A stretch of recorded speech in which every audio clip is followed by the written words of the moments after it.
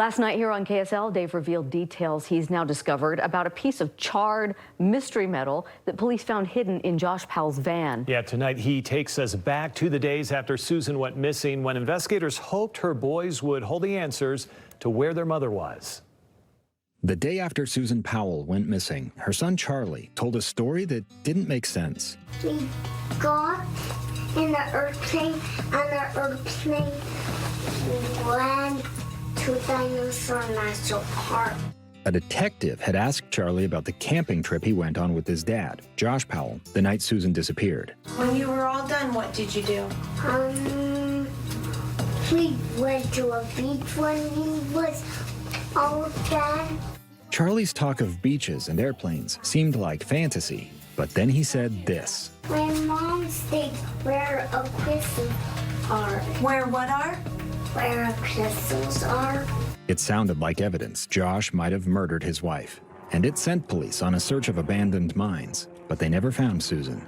People still fixate on this clue about crystals, overlooking Charlie's talk of airplanes and the beach. Charlie clearly wasn't talking about the ocean because that's hundreds of miles from Salt Lake City. But he might have been referring to this pond right outside Susan's work. Say, come here, ducks!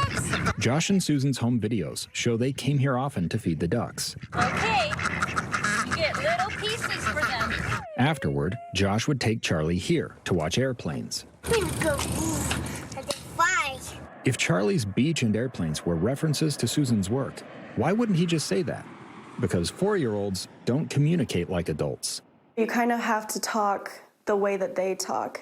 Utah's approach to these kinds of interviews has evolved in the years since Susan disappeared. Detectives no longer take the lead. You know, it's not an interrogation. I'm not going to hold a light to them and say, tell me everything. Instead, specialists like Brianna Martinez now do the job. My job is just to be a neutral fact finder and gather information from them. And so whatever they have to tell me is whatever we're going to talk about. Forensic interviewers receive special training, learning both what to ask and how to ask it.